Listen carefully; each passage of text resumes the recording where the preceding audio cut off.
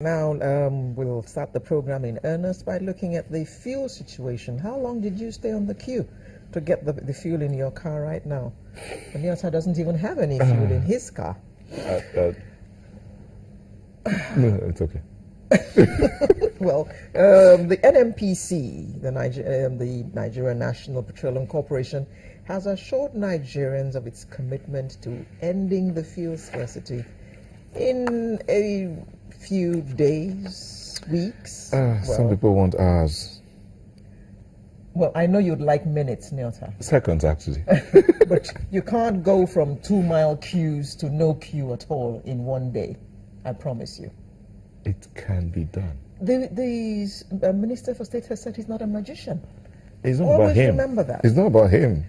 And NNPC has told us that the current administration inherited a huge catalogue of issues and problems in the downstream sector, not limited to arrears of subsidy payments to oil marketers.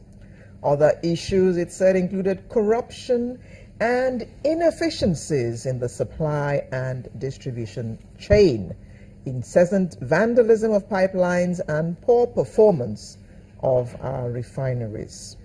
Now, to look at this issue very closely with us this morning, it's my pleasure to welcome Executive Director, Nigerian Petroleum Marketing Company, Mr. Justin Ezeala. Good morning. Thank you so much. Thank you for having me. Thank you for joining us. Now, your mandate is to make sure that Nigerians have fuel. Short and sharp, am I correct? That's exactly what my job is. Good. So, why are we still seeing queues? Long, winding queues. Well, let me start first of all by apologizing to Nigerians. It is heartbreaking to see Nigerians stand up and spend most of their time at fuel stations. Everybody in NNPC feels the pain that most Nigerians are going through, and my job here is to basically provide a statement and update Nigerians as to what we are doing to end the current situation and give you confidence that everything that needs to be done is being done. Like you stated, I'm not going to go back to why the queues are there, but if you understand what we've gone through over the last couple of months, we've had to deal with supply gaps. Now, what are we doing to make things better? I'm here to let you know that the cargoes of products have started coming in. Yesterday, I took 3 deliveries of 3 cargoes. When I talk of cargoes, I'm sure Nigerians know that most of our fuel is still imported. And what happens is that they come in cargo ships and then we have to distribute them throughout the country. We saw a gap in supply a couple of weeks ago, and that's what we are going through in terms of trying to fill that gap.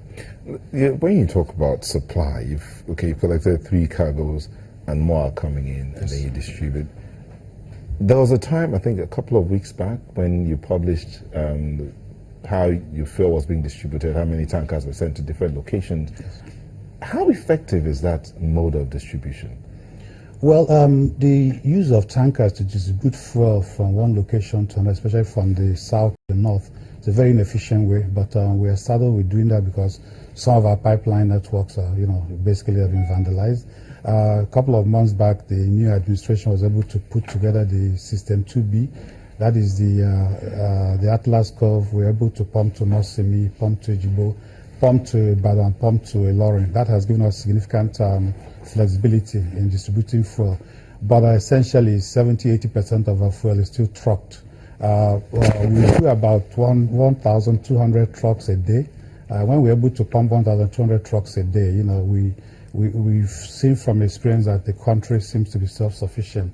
And we estimate that our total consumption daily is about 40 million liters.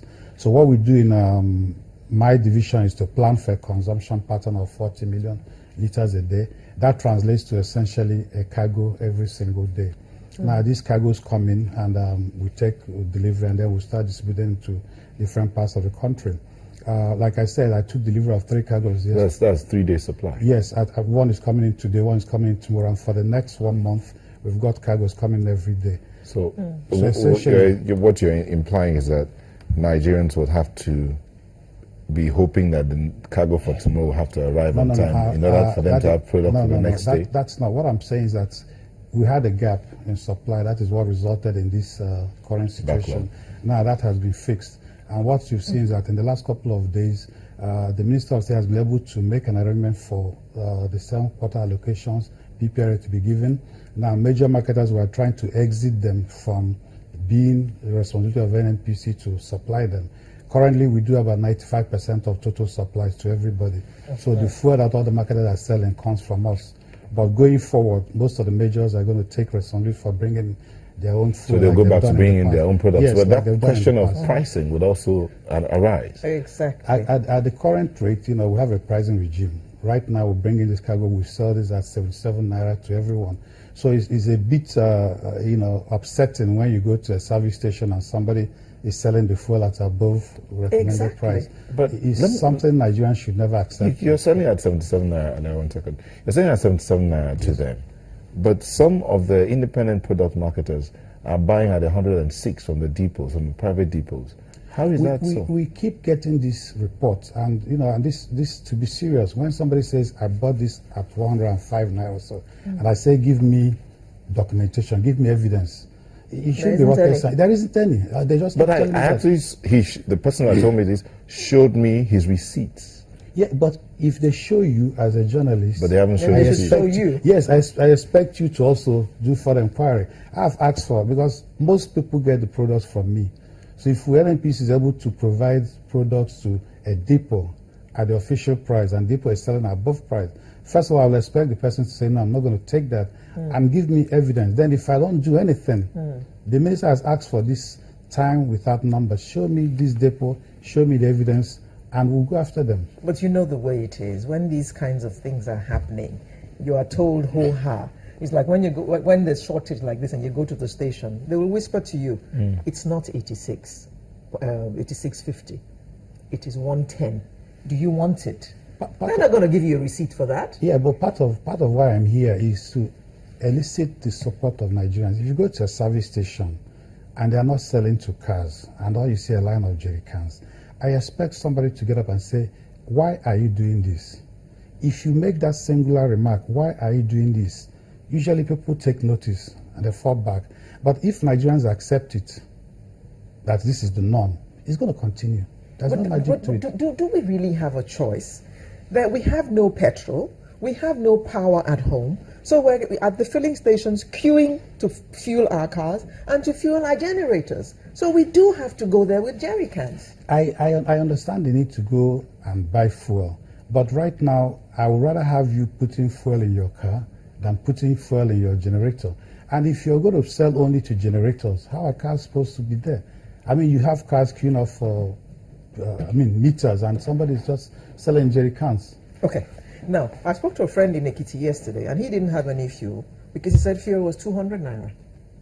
In Ekiti State? Yes. What we've done is, essentially, when you get into this kind of supply problem, we try to do at least 1,200 trucks of fuel every day to the nation. And obviously, when you have this kind of supply situation, we try to go to the very popular states. Priority right now is being given to Lagos, Abuja, Ibadan, Kano, the big cities. Now, my responsibility and my plan is that in the next 3, 4, 5 days, I will clear these big cities. Then a few days after that, I'm going to attack the whole state capitals. And then after that, go towards the hinterlands. Because you see, Lagos, Abuja, Ibadan, Kano contributes for almost 50% of total consumption. And that's why you see that most of the time when you have this supply challenge, we give them some priority. Good thing that has happened is that in the past couple of days, we've met with IPMAN. We've been able to get the independent petrol marketers, which had been hitherto embroiled in a factionalization and power struggle. They've come back together and we've met with them. They've joined forces with us to try and help us in distribution. We've met with the majors also, reiterated that Nigerians expect much more from us as marketers. So we expect every major marketer to take responsibility for their stations and what happens there. We've met with Nigerian Civil Defense. They now provide us security escorts of our trucks, from Suleja to all locations in Abuja, just to make sure that we can. Is that because trucks were encountering problems on most the way? Most of the time, we had this belief that the trucks were not getting there, and I'm convinced. I mean, if my data is correct, and I'm doing 300 plus trucks to Lagos daily, there's no reason why Lagos should have queues. So, and when you start looking at it from that perspective, because ordinarily Lagos does about 220 to 250 trucks max. Now I'm doing 320 trucks daily. And there's still long queues. So that tells you that the products are not going to where they're supposed to be going, or people are hoarding. You're doing 320 trucks daily? Daily to Lagos. For how long have you been doing this? We've done that for the past 2 weeks. For the past 2 weeks, yes. and there's still queues, and that is why I came in yesterday and pulled all the partners together, the majors, and say, if the data you're giving me is anything to go by, and this data is verifiable. I mean, I urge Nigerians to ask questions. If we're doing 300 trucks plus a day, there's no reason why Nigerians should be queuing for fuel in Lagos. At the moment, absolutely no reason. We had a meeting and said, you guys need to go back and find out what exactly is going on. Because what it tells me is that either the products are not getting there, or people have products they are not selling.